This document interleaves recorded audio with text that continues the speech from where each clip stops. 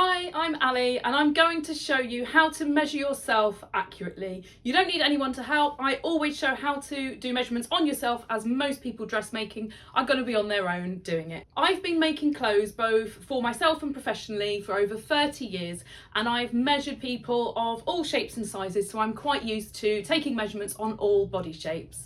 If you're going to go to the effort of making your own clothes, you want them to fit perfectly, and you can't do that without taking perfect measurements. So I'm going to go through one measurement at a time of all of the main measurements that you're going to need for making clothes.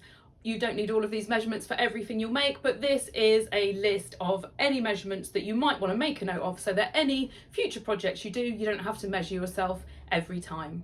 Make sure when you take your measurements, you're wearing the underwear that you're going to wear when you're going to wear your garment, because a different bra or controlled tummy pants, anything like that, is going to make a difference to your measurements. And if one measurement is off, it could throw off a few of the other measurements on your garment and make it not fit properly. So that's one other thing to consider. And in case any of your measurements are slightly off, always make a sample. I'd never recommend just cutting straight into your fabric without making a sample first.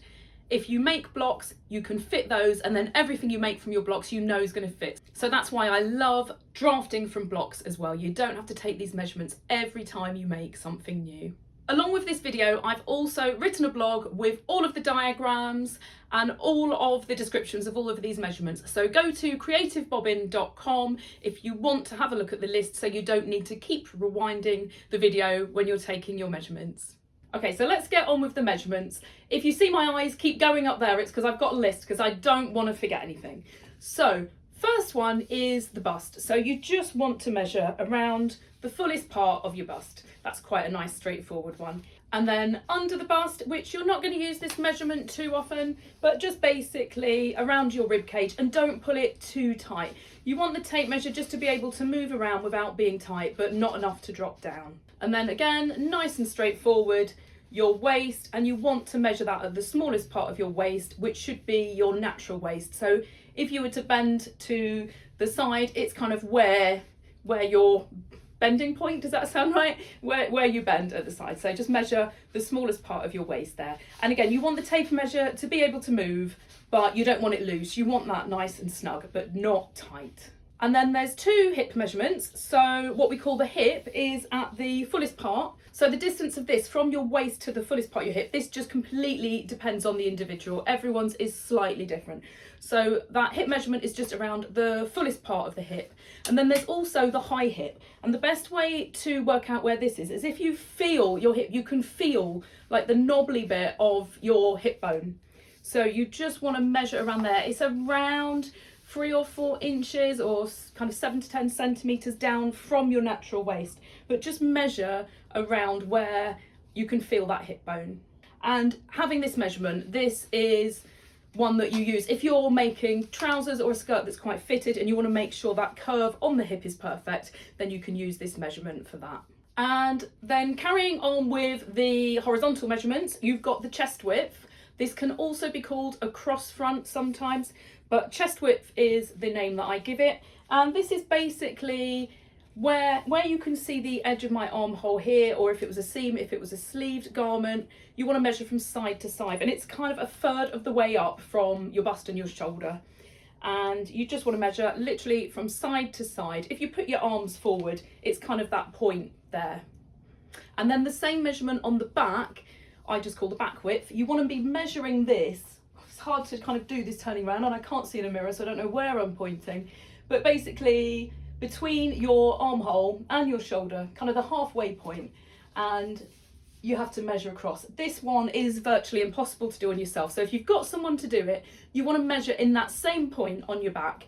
If you haven't got anyone to do it, as a general rule, I use the chest width and I add on 2 centimeters, and then I correct it if I need to when making a sample.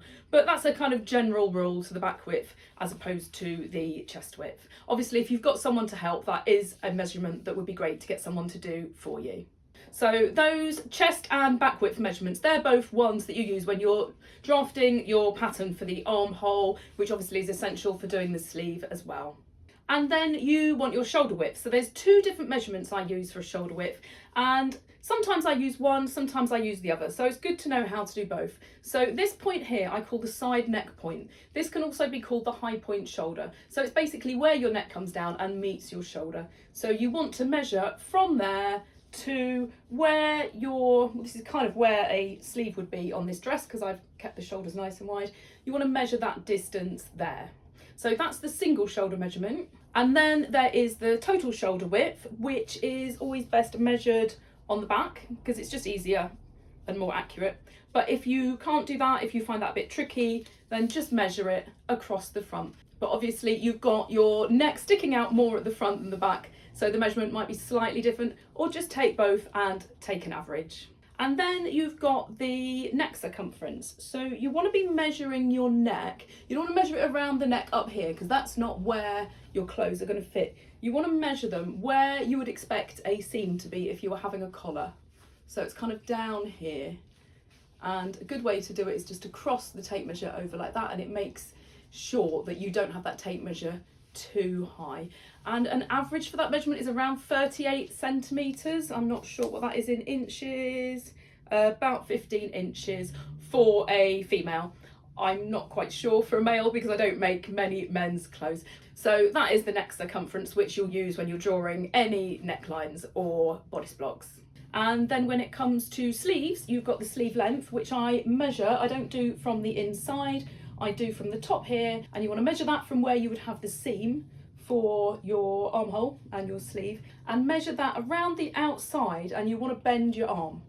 Because what you don't want to do is measure it like this, and then when you put your sleeve on, you bend your arm, it goes a lot shorter. So just have your arm slightly bent, and then just basically measure it. I kind of can't hold the tape measure to do it properly, but just measure it to where you want the end of your sleeve to be, which is just down to the design that you're doing.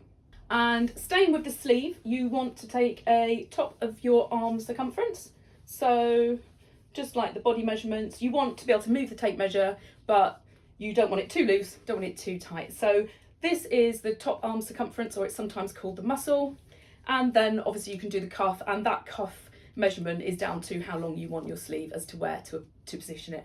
If you're having a really tight fitting sleeve, you might want to take an elbow measurement. So for this, you want to be able to put your tape measure around and then it not to feel too tight when you bend your arm. Because what you don't want is a sleeve where when you bend your arm, you've got all the fabric bunched up here and it feels really uncomfortable. And then just like the arm, there are the leg measurements. So I don't have the camera going down far enough to show this properly, but the thigh circumference, you measure at the fullest part of your thigh, and then you can do the same on your calf. I'm kind of balancing on one leg to do this. You can do the same on your calf and on your ankle. And then if you're making trousers, you will need a length measurement. So the best way I think to do this is just to, sorry it's out of shot, but to put the tape measure between your feet so it is sitting on the floor. Do this without shoes on if you want to have trousers that fit like that. If you're going to be wearing really high heels, you might want to measure with the heels on.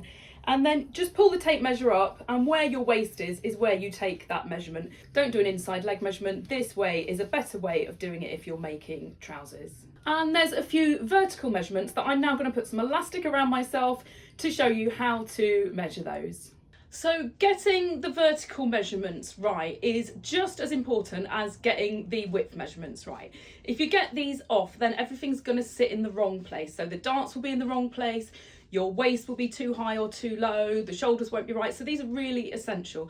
And making a sample is the best way to just make sure you've got these right. So they're a bit trickier to do because they're a bit less obvious. So I've put this bit of elastic around my waist just to show you where I'm measuring from. So the waist to the high hip that we did at the beginning, where the kind of knobbly bit of the hip bone is, and then to the full hip. You just want to measure the measurement from the elastic, or you can just put belt on, it doesn't matter, to the fullest part of the hip for the waist to hip. So the body measurement that you want is really crucial. So there's various ways of doing this. So this side neck point down to the waist, you need to measure going over the bust point. So that's quite a straightforward one to do. You also need to do the same on the back. This can be a little bit tricky if you're doing it on your own. The way I would do it if I was doing it on my own would be to put the tape measure like that on the back, and then I'd look in the mirror to see what the measurement is at that side neck point there. The other way you can do it is to take this all as one measurement. So measure from the elastic to the elastic, making sure the tape measure goes over the bust point and it goes via that side neck point, and take that total measurement, and then you can take off the back to get the front or vice versa. So that's a couple of ways of doing it, but getting that right is absolutely essential. So just look in the mirror when you're doing it, make sure this elastic is on your natural waist, and just take your time getting that measurement. And then while you're doing those measurements as well, there is another measurement that's really crucial for doing armholes, which is the armhole depth. So I always think it's quite a tricky measurement to do, to go from the neck to the armhole. But what is really easy is to go from this waist elastic to the armhole. And I just take that measurement off of my front shoulder to waist measurement, and that gives me my armhole depth. I just find it a much easier way of doing it. And then to get this front dart in the right position, you want to be measuring from the elastic to the fullest part of your bust. Just measure up vertically, and that indicates where to put your dart. And when you come to drafting things up, that will all be explained why you need that measurement. And also from bust point to bust point, we'll show you what the width of your dart position should be from dart to dart. And then the last one I'm going to show you, hopefully I haven't forgotten anything important, is the nape to waist. So if you feel your neck there, you can feel a little knobble like the top of your spine. Just put the tape measure on there and measure down to that piece of elastic on your waist, and that is the nape to waist measurement. So as I said, you don't need to keep pausing the video. I have written a blog on my website with all of these measurements on. So go to creativebobbin.com and take a look at my blog if you want to take your time working your way through all of these measurements and making a note of them.